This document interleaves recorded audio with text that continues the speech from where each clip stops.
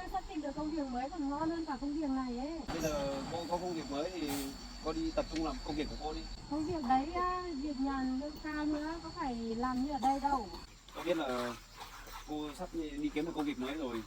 Cô quay về đây để khoe khoang thì Em làm ở kia hẳn 20 triệu kia kìa, em còn không muốn đi ấy. bây giờ nói trước bước không qua, ra đâu mai kia không làm được thì đến lúc đấy quay về cầu xin mình cũng không cho quay lại làm nữa. Bây giờ cô ấy làm ở chỗ mới chưa chắc là đã được công việc tốt thật sự đâu. Nếu cháu Vân khoe thế này đấy thì kệ nó thôi. Việc nó thì nó làm thôi.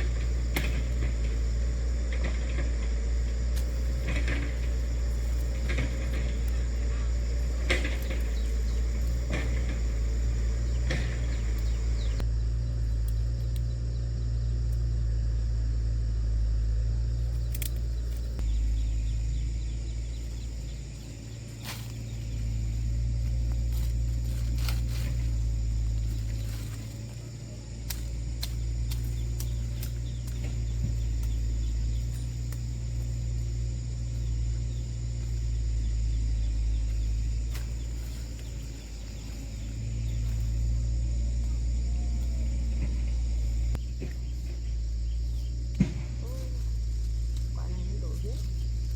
Mai mình còn phải sớm. Còn kịp lấy không thì mai lâu nó hỏng lắm. Này thơm thế này, thơm thật. Cái này con gái vừa ốm khỏi lấy về cho con gái ăn, chắc con gái thích ăn lắm đây. Lấy cho bà Vui về cho con gái ăn đó. Xem con có không.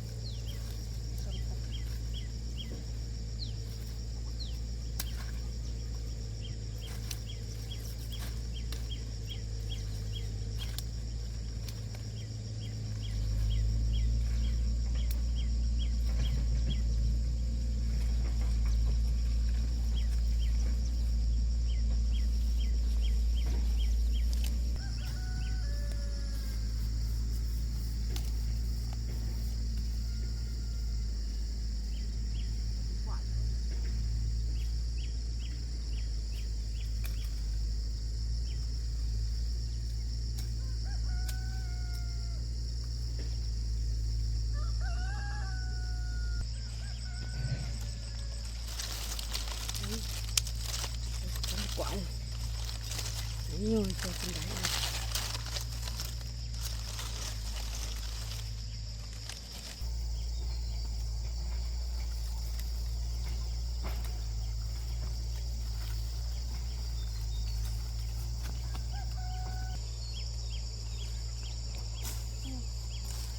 Đây có 2-3 quả này còn xanh á, bị vài hôm lên nó về hái rồi. Này chín vàng, ăn mới ngon.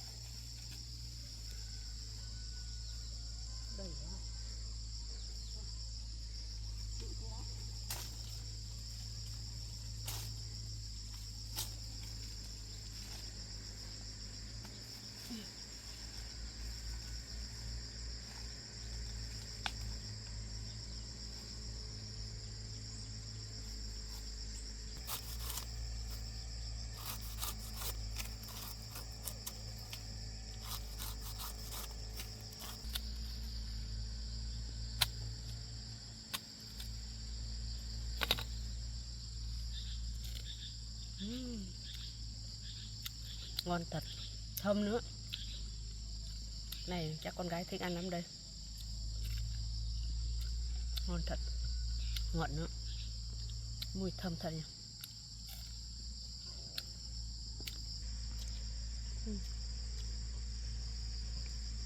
Mình về hái dứa thôi, mà mình lo là con gái ở nhà vừa ra viện này, con gái nó chịu khó làm việc thì mình lo sợ con gái làm việc rồi.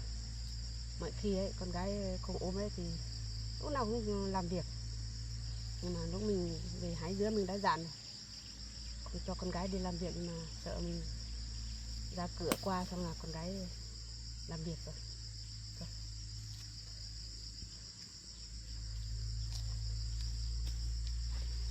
Mình về thôi.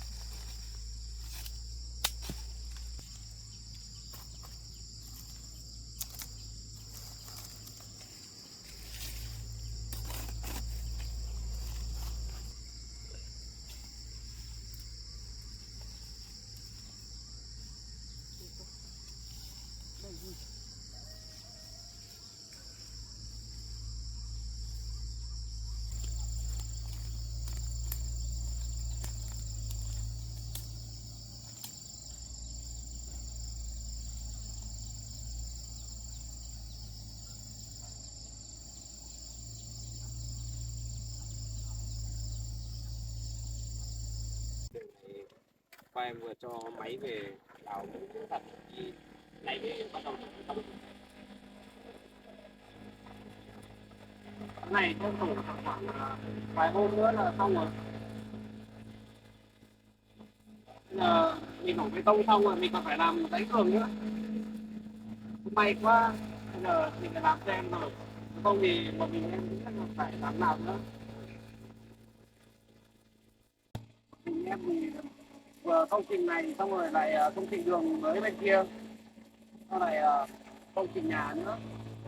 Mà bên kia thì em cũng giao cho một số anh em làm ấy rồi, quản lý tay rồi. Chủ yếu là công trình này bây giờ gặp nhiều khó khăn nhất. Thì thứ nhất là nó bị sạt lở, thứ hai là thời tiết nó không thuận lợi, mình không thể đổ bê tông được. Giai đoạn này rất là quan trọng.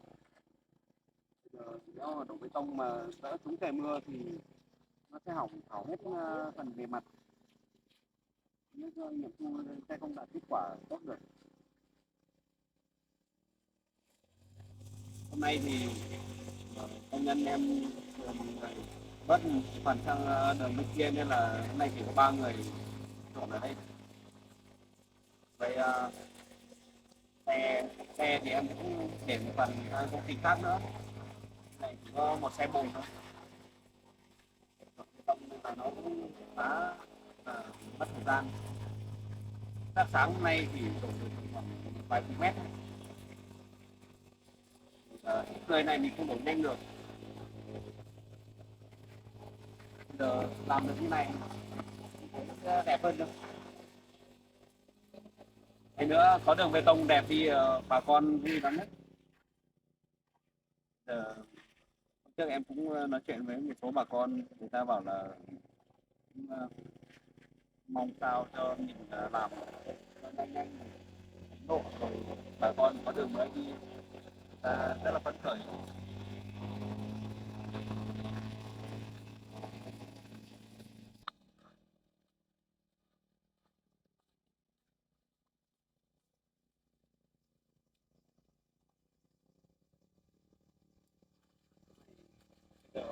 Cô Vân ở đây thì quản lý cái đường này giúp em nhé. Nếu mà có khó khăn gì thì phải báo lại. Trước em thì giao cho cô Vân làm nhưng mà cô Vân làm ẩu quá nên là em không biết được. Bây giờ em chỉ còn mỗi thì công việc thì làm rất là tốt rồi.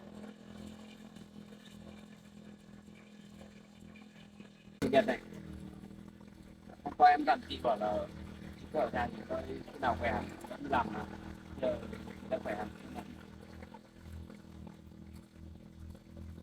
Em mà biết hôm nay chị đi làm thì em có đồng ý cho chị đi đâu.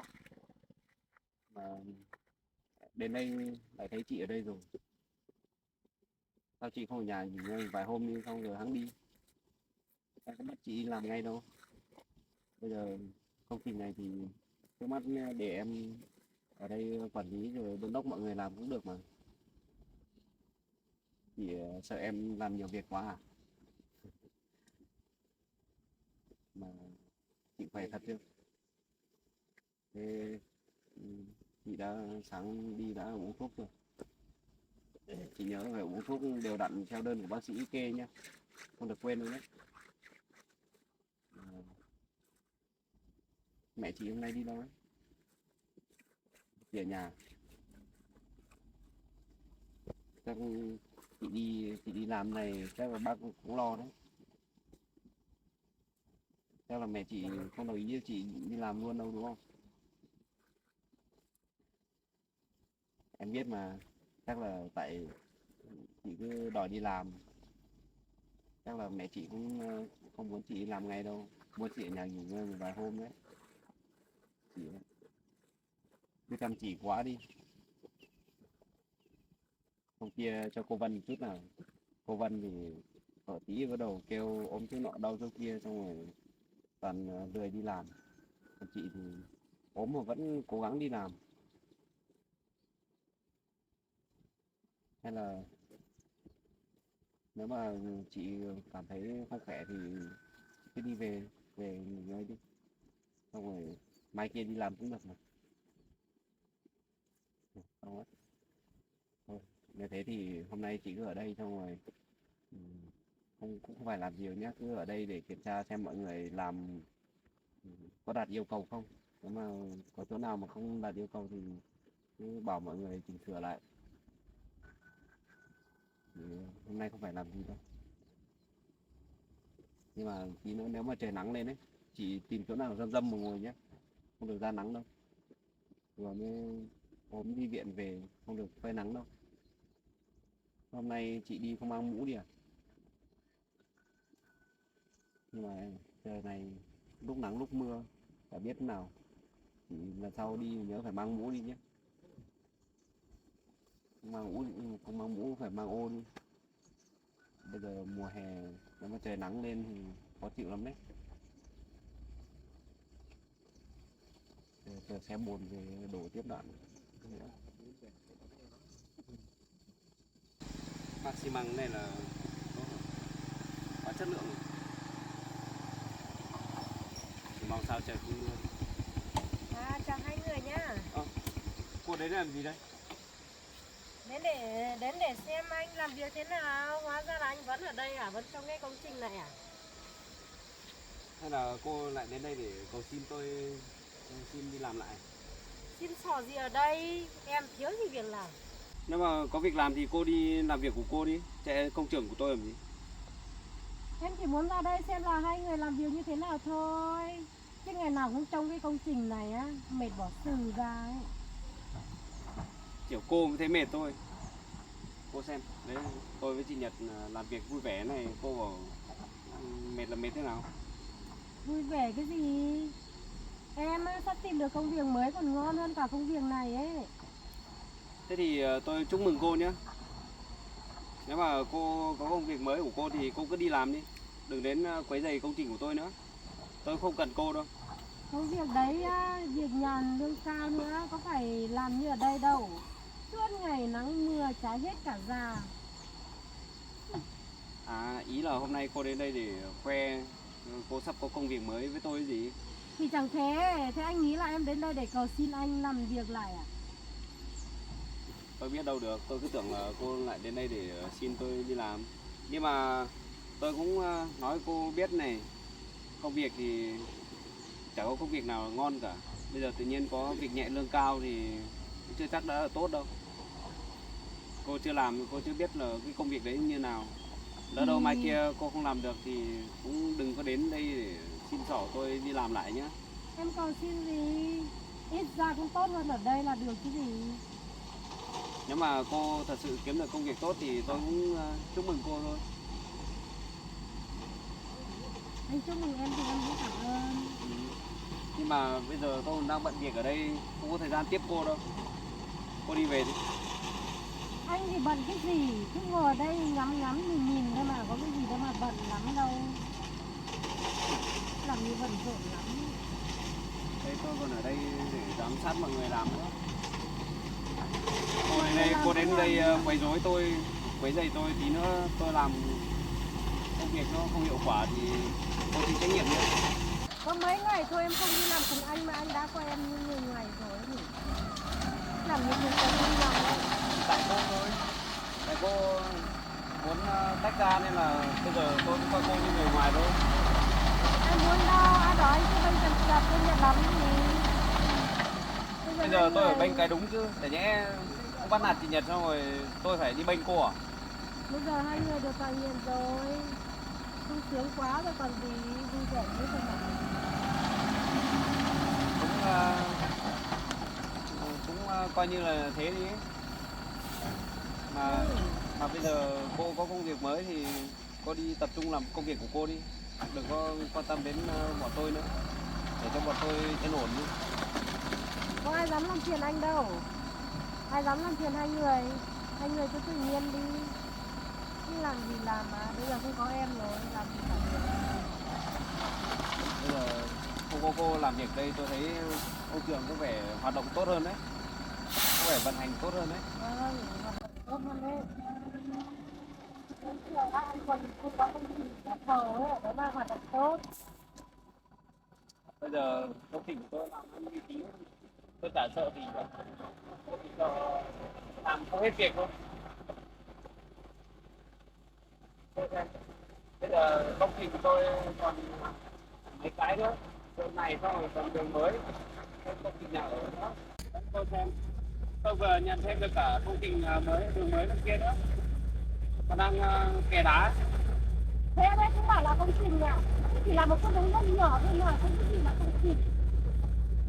Cũng đất nhỏ, không biết ở đấy bao nhiêu tiền nhưng mà cô bảo cũng đất nhỏ. Chỉ có cái cô Nhật này mới đi thầu được cái vũng nước nhỏ kia thôi. Chứ như em đây này anh có thấy không? Cái công trình to này là em thầu đấy, không có em á anh còn lơ mới nhận được công trình này. Cô chê ai thầu vũng nước nhỏ đấy? Thì có Nhật chứ còn ai nữa. Cô đừng mà nói lung tung nhá. Hẳn một cái công trình lớn của người ta như thế mà cô bảo là vũng nước nhỏ. Mà cái này cũng đâu phải một mình cô đi đấy đàm phán với người ta đâu. Tôi này, tôi mới ra sức đi ấy này, đi thuyết phục người ta để nhận thầu công trình này đây này. Cô lại cứ nhận hết ấy vào về bản thân mình. Thì chả thế, anh mình bênh cô Nhật chứ gì. Em thấy cái vũng nước kia bé tí, đáng bao nhiêu tiền lắm đâu, có khi làm á, vẫn không cần nhiều hơn. Mà đấy cũng là công sức và sự nỗ lực cố gắng của chị Nhật thì mới đạt được cái hợp đồng đấy, đâu phải là tự nhiên có đâu. Cô Nhật này chắc phải cố gắng lắm nhỉ, cố gắng lắm mới được một cái vũng nước nhỏ để thầu ấy. Có như tôi đâu, tôi ra kia chỉ cần nói vài câu thôi mà đã được hẳn một công trình to để thầu rồi. Cô đừng có tự tăng bốc bản thân mình nữa. Này, cái công trình này ấy, đâu phải là do một mình cô đi đàm phán mà được đâu. Đấy. Bây giờ cái công trình kia là công trình đầu tiên của chị Nhật. Đấy, chị Nhật cũng cố gắng lắm rồi. Cô còn chê cái gì nữa? Đấy, tôi còn lúc nãy tôi qua đấy còn suýt bị ngã xuống ruộng kia.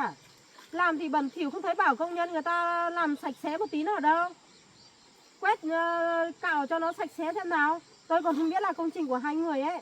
Tôi mà bị ngã ở đấy á, hôm nay tôi ra đây tôi phải bắt đền hai người luôn. Này nhá, cô đừng có mà nói lung tung nhá. Công trình tôi đã bảo mọi người là dọn dẹp sạch sẽ rồi. Chắc chắn là làm tốt hơn là lúc cô đảm nhiệm đấy. Dọn gì? Buồn lời những gì ấy, anh không tin ra đấy mà xem đi. Việc gì cũng ra cho cô Nhật xong cứ nghĩ là tốt rồi ấy. Chắc là chỉ có một chút bùn nhỏ ở ngoài đường thôi đúng không? Nó bị dây ra thì đấy làm sao mà tránh được. Đâu phải là như cô đâu. Cô để hẳn một đống đất ở ngoài đường này. Người ta đi, chả may người ta còn đâm vào ấy. Đâm gì? Em còn chưa nói bên kia kia đổ đất ở ngay cạnh đường luôn. Không đi vét sạch ra mấy hôm á, cái đường đấy còn hỏng không này còn bị bắt đền đấy mà. Thôi, chuyện công trình của tôi để tôi tự lo. Cô không cần phải lo thay đâu. Mà Cô có việc gì cô đi về đi, đừng có ở đây chế nhạo bọn tôi nữa. Tôi biết là cô sắp đi kiếm được công việc mới rồi, cô quay về đây để khoe khoang gì thôi. Nếu mà như thế thì cô cũng không cần phải khoe đâu, cô cứ đi làm công việc của cô thật tốt đi, rồi mọi người khác nhìn thấy. Thế gì? Thì em chỉ thích hợp với những cái công việc như thế thôi. Chứ ai đi thầu mấy cái vũng nước nhỏ kia. Thôi được rồi, cô đừng có mà ở đây mỉa mai chị Nhật nữa. Tôi không muốn nghe đâu. Cô còn nói thêm một câu nữa là tôi đuổi cô ra khỏi đây đấy. Em Bây giờ nói tốt đúng nhất rồi, là anh cô Nhật. cứ tự giác đi về đi, đừng để đến lúc tôi phải đuổi cô nhé. Em nói đúng quá rồi gì anh này thấy nhột rồi. Nhột gì? Đấy, cô xem từ lúc tôi cho cô nghỉ việc, mọi người ở công trình ai cũng phấn khởi, ai cũng vui. Bây giờ bảo là bây giờ được đi làm với chị Nhật thì mọi người vui quá, quý chị Nhật. Đấy, chả muốn làm việc với cô chút nào. Cô xem cô làm kiểu gì mà để mọi người phản ứng như vậy. Thì em cũng phải khắt khe bảo mọi người làm việc thì người ta mới nói thế chứ. Cứ như cô Nhật đấy, không biết nói, không biết bảo người ta làm thì mấy hôm nữa làm lỗi ở đâu còn không biết mà. Có cái gì đâu, khen lấy khen để. Mấy hôm anh khác thấy hậu quả. Hậu quả gì? Đây, đoạn đường này chị Nhật dặn người ta làm đấy, rất là tốt đấy, đâu có xảy ra vấn đề gì đâu. Mà nói tóm lại là bây giờ cô nghỉ việc rồi, thôi cô đừng quan tâm đến chuyện công trình của tôi nữa. Thì ít ra em cũng là đã từng làm ở đây thì em mới ra đây quan tâm anh một tí thôi, xem anh làm thế nào, kiểu vắng anh, kiểu vắng em lại anh lại không làm được. Cô đừng có mà ấy nữa, đừng có giả vờ nữa. Tôi biết thừa cô ra đây để chế giễu bọn tôi mà, nhưng mà cũng chưa biết được đâu cô Vân ạ. Sau này lỡ đâu cô làm việc ở bên kia không được, người ta lại đuổi cô thì đến lúc đấy mất mặt lắm. Cô đừng có khoe trước. Mưa đến đâu thì mất mặt đến đấy thôi, lo gì chuyện tương lai. Cứ hôm nay nhàn trước đã rồi tính sau. Chứ ai làm như anh, suốt ngày làm mãi không hết việc. Nắng mưa thì đứng ở ngoài đường. Hết công trình này đến công trình nọ. Có cái gì mà sung sướng gì. Lương ở đây còn thấp nữa chứ. Mới có 12 triệu một tháng. Em làm ở kia hẳn 20 triệu kia kìa. Em còn không muốn đi ấy. Người ta phải năn nỉ em rồi em mới đi làm kia kìa. Tôi đã nói rõ rồi, bây giờ công việc ở đây thì trả lương theo năng lực. Cô thì làm thế chỉ được 12 triệu thôi. Cô sang kia mà đòi lấy 20 triệu của người ta ấy, đến lúc không làm được việc thì đừng có mà khóc. Không cái gì bao nhiêu tuổi rồi là còn khác. Cái này việc này không làm được thì mình làm việc khác. Có cái gì đâu mà. Cũng chưa biết được đâu cô Vân ạ. Bây giờ trên đời không ai cho không ai được cái gì đâu. Cô cứ sang bên đấy thử xem. Đấy, đến lúc mà người ta cứ ép cô đi làm ngày 15 tiếng xem đến lúc đấy cô nghĩ gì. Trải qua bây giờ thấy người ta giới thiệu thế cô tưởng là hay thôi. Có ai giống anh đâu. Em đây xinh tươi như thế mà chả quan tâm gì. Suốt ngày để ý mỗi cái cô Nhật. Nói không biết nói khuyết điểm thì nhiều rồi. Cái đấy là chuyện của tôi, mà tôi cũng thông báo cho cô biết. Từ lúc cô nghỉ việc, tôi đã quyết định tăng lương cho chị Nhật. Đây là việc của anh thích tăng cho ai là việc của anh chứ. Em ở đây có đòi thì anh không có cho đâu. Bây giờ công việc của chị Nhật cũng nhiều hơn một chút nên là tôi cũng tăng lương cho chị Nhật. Đấy, cô Nhật ở đây làm với anh Đến Mùi đấy. 20 triệu một tháng. Cố gắng mà làm đi, anh Mùi tăng lương là biết là công việc vất vả như thế nào rồi đấy. Bây giờ cô còn phải làm cả phần việc của tôi nữa kìa. Tôi sẽ tuyển thêm người vào, nhưng mà tôi sẽ tăng lương cho chị Nhật, tuyển thêm người vào để hỗ trợ. Đấy, anh tuyển ai thì tuyển thôi, em quan tâm gì đâu. Em có công việc mới là được chứ. Cần biết gì anh tuyển ai kệ anh. Còn hơn là ở đây suốt ngày nghe thấy hai người tí tẩn, ngứa hết cả mắt già. Thôi chị Nhật ạ, chị đừng quan tâm đến cô ấy làm gì. Cô ấy đến đây để khoe khoang với mình thôi. Mà bây giờ nói trước bước không qua, lỡ đâu mai kia không làm được thì đến lúc đấy quay về cầu xin mình thì mình cũng không cho quay lại làm đâu. Em việc gì phải cầu xin, em cầu xin anh mấy ngày nay có được và làm đâu. Thà bây giờ em đi làm ở chỗ khác còn hơn. Thôi, cô có việc gì thì cô đi về nhà đi, đừng ở đây làm phiền tôi nữa. Rồi đi xem kiểm tra mọi người làm việc nữa. Nhật đây, mình đi xem nốt anh em ở bên cứ kệ cô Vân. cứ coi như quấy như rồi nhặng cũng được. Kệ quấy. Cô đi về đi, đừng có ở đây gây chuyện gì nữa nha. Biết rồi, làm như người ta thích ở đây xem cái công trình nhà anh ấy. Cô mà ở đây quấy rầy nữa là tôi bảo công nhân đuổi cô về luôn đấy.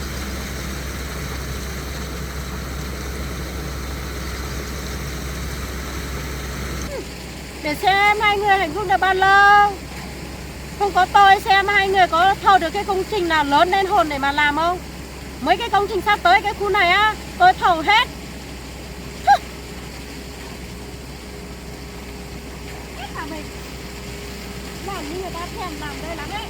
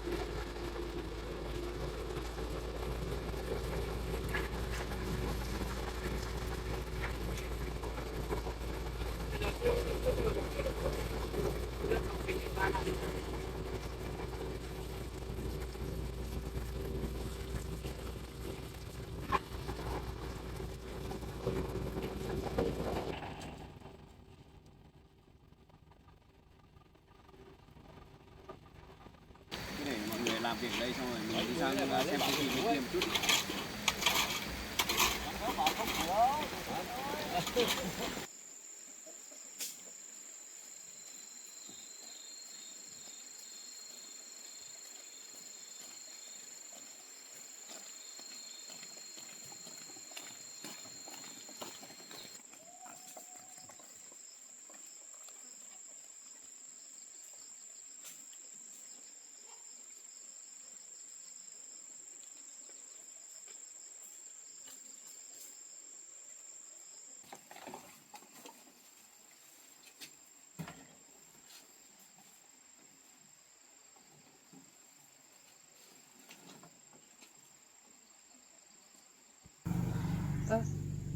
Lúc mình bảo con gái ở nhà đi hái dứa về cho con ăn mà đi đâu nhỉ? Con ơi, con đâu nhỉ? Hay là con gái lại đi làm à? Lúc mình chuẩn bị đi hái dứa thấy con gái chuẩn bị cái đồ. Đúng là con gái nhớ sợ là cháu mình làm việc ngoài công trường ấy, thì nhiều việc quá là con gái đi giúp cháu Mùi làm việc thôi. Không thấy ở nhà đâu. Cứ để dưới đây. Thì con gái về gọi cho con gái ăn. Không thấy ở nhà, chắc là đi làm thật rồi.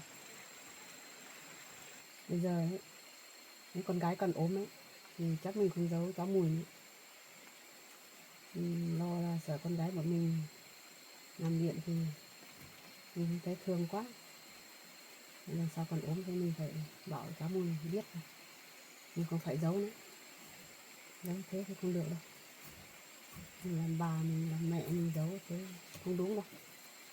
Mình phải bảo cho cháu Mùi biết thôi. Thôi, quả này cứ để đây khi con về bóc cho con ăn. Con chắc thèm ăn lắm đấy.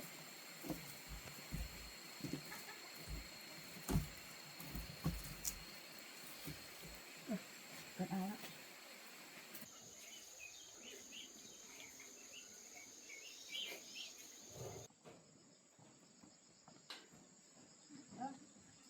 Con này đi làm rồi má.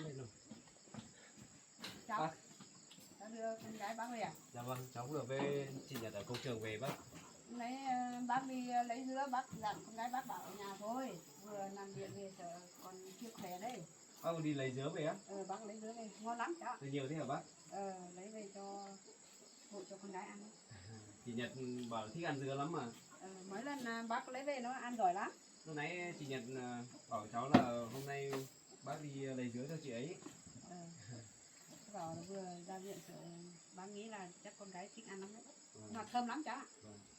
Con ngoài đi, mẹ đi lấy dao về phụ cho cháu ăn. Cho con ăn. Chị ngồi xuống nghỉ đi. Nóng quá nhỉ.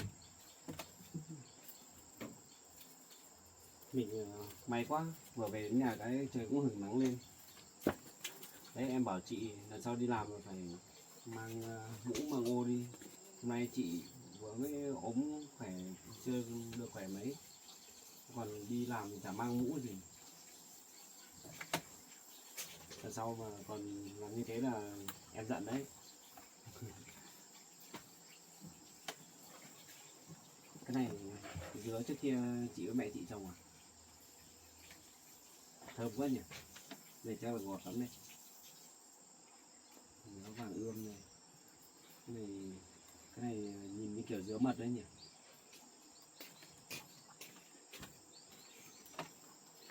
Đây con đây. Cháu ăn, mẹ đi lấy đi.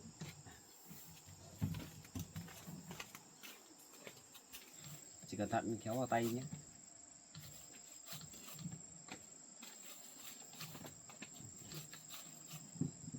Bác ngồi đi bác. Vâng, bác rửa tay.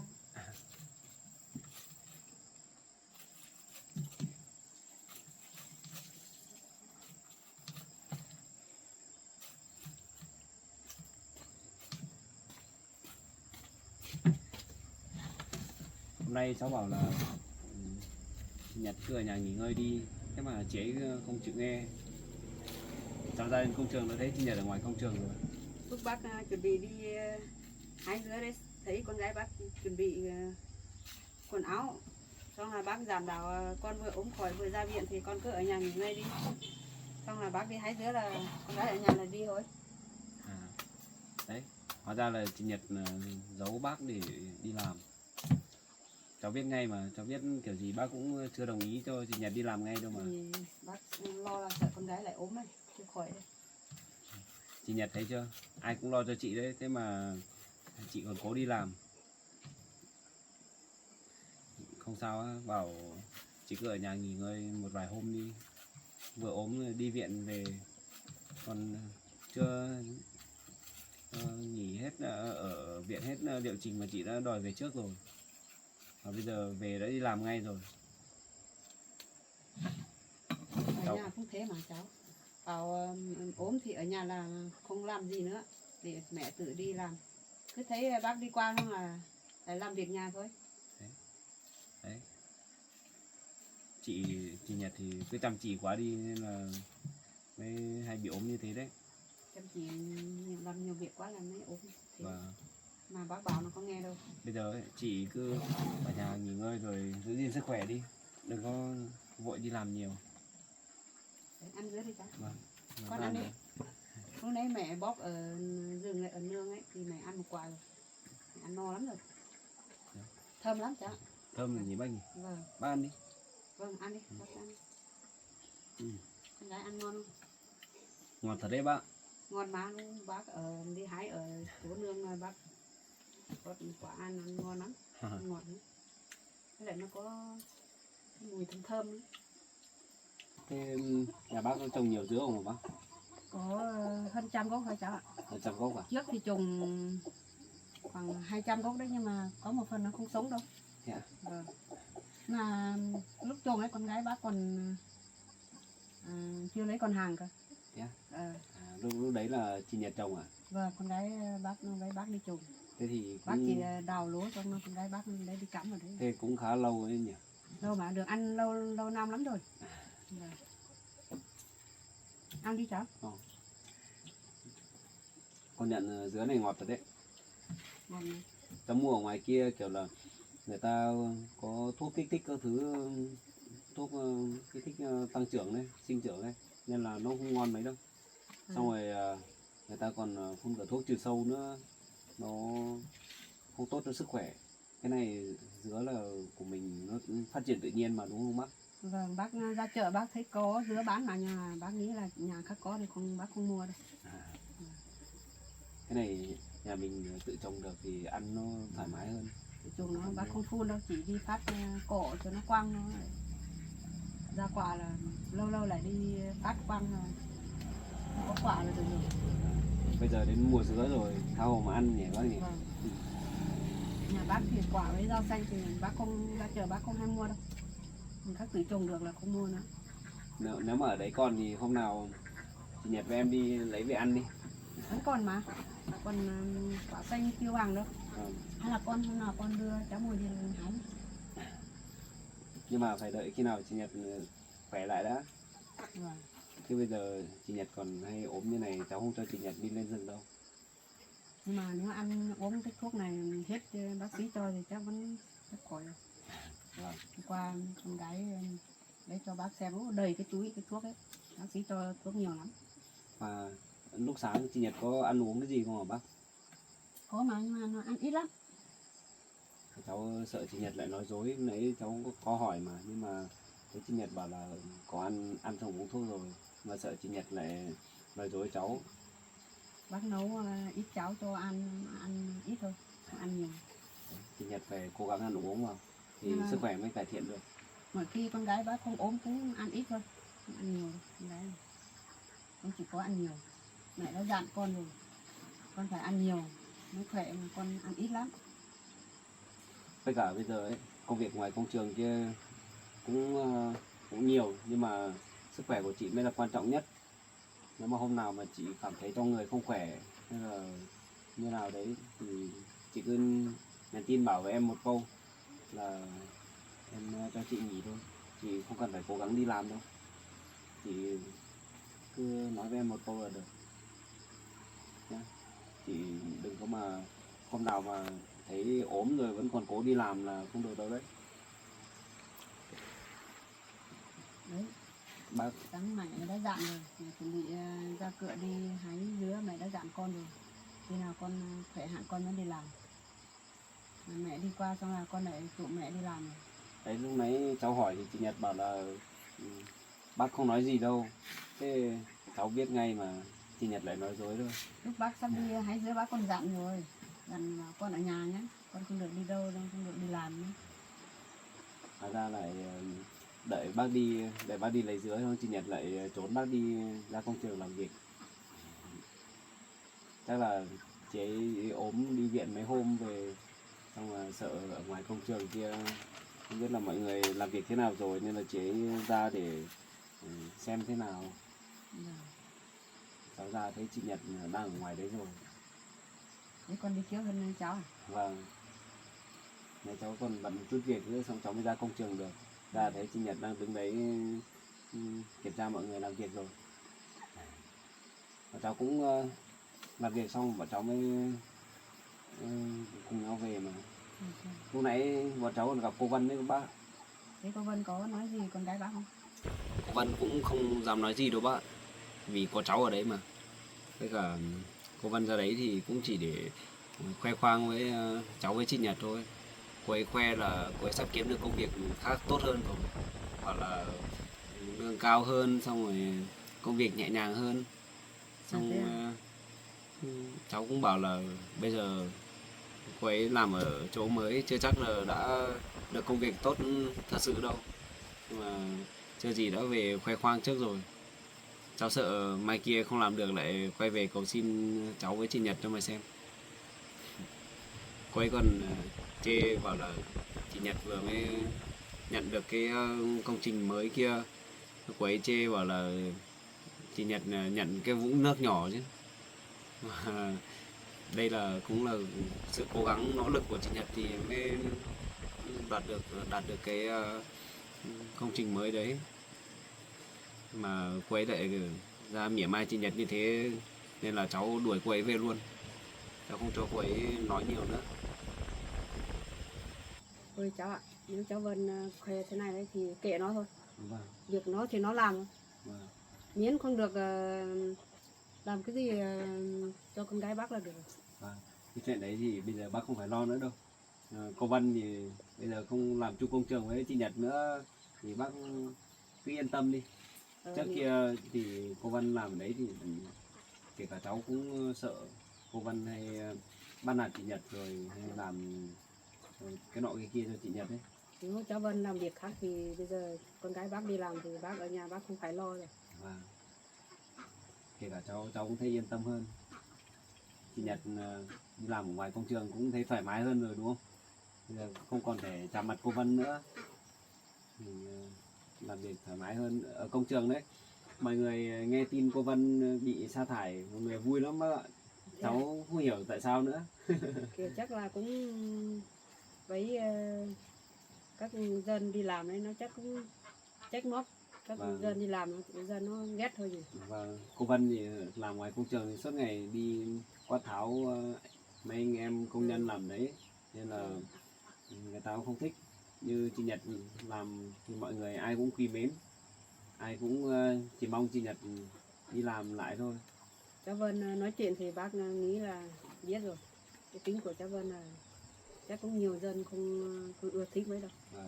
Chị Nhật ấy, mấy hôm vừa rồi chị Nhật ốm, xong rồi cháu cũng bảo là chị Nhật có việc bận, mọi người ai cũng nhớ chị Nhật, cũng bảo là khi nào chị Nhật mới đi làm lại, mọi người cứ hỏi thế. Cháu cũng không biết là trả lời mọi người thế nào nữa.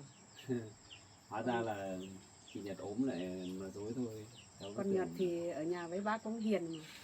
Làm việc gì bác bảo thì nó làm luôn. Cái nào thì thấy việc nặng bác không muốn cho làm thì có lúc thì còn trộm đi làm ấy. Đấy, những lúc mà cháu ở đấy cháu không cho chị Nhật vào làm việc nặng thì chị Nhật còn nghe chứ.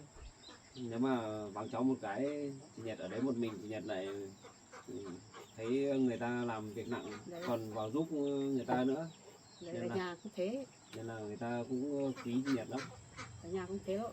Cứ thấy bác đi qua đi làm việc ngoài thì nó ở nhà, bác đã dặn ở nhà thì không phải làm đâu. Cứ thấy bác đi qua là ở nhà lại làm thôi. Nó Bảo chịu khó làm. bảo không chịu được đâu mà. Chị ăn quả đi, bác ăn quả đi. Vâng, ăn đi. Cháu Quả cũng ăn đi. quả dứa này ngon lắm nhỉ. Vâng, ăn ngọt lắm. Quả này ngọt thật đấy. Cứ ăn đi.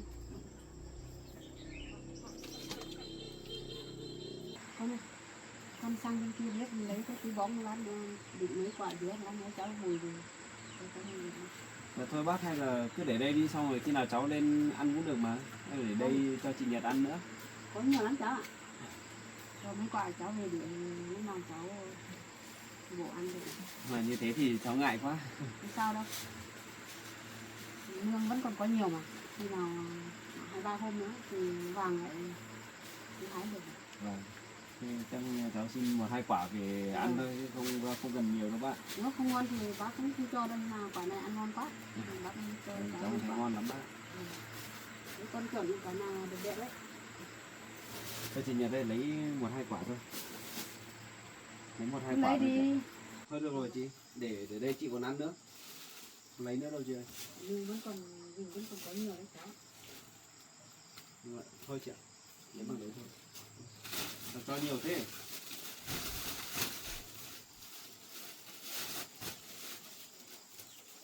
Bác bảo lấy về để cho chị Nhật ăn mà chị Nhật lại lấy cho cháu cái này, cháu thấy ngại quá. Trong gùi vẫn còn có nhiều mà cháu, trong này có nhiều lắm. Con Nhật bảo thèm ăn thôi mà ăn ít lắm, ăn một miếng 2 miếng vào lại không ăn được. Thế chị ăn nhiều rồi nhá, xong rồi khi nào hết thì em với chị đi lấy. Khoảng vài hôm này chắc là chín rồi.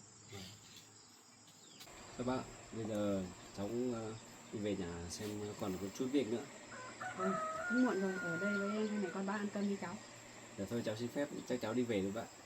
Với chị, em đi về thôi. Ở đây với bác ăn cơm đi, còn con gái nữa. Nếu mà đi làm ấy thì em lên đón chị, thì không phải đi bộ ra nữa đâu. Nhé, ở nhà chờ em nhé. Em về đây. Cháu về đấy bác. Vâng, thì cháu về nhá. Muộn rồi ở lại với mẹ con bác ăn cơm, cháu bảo có việc.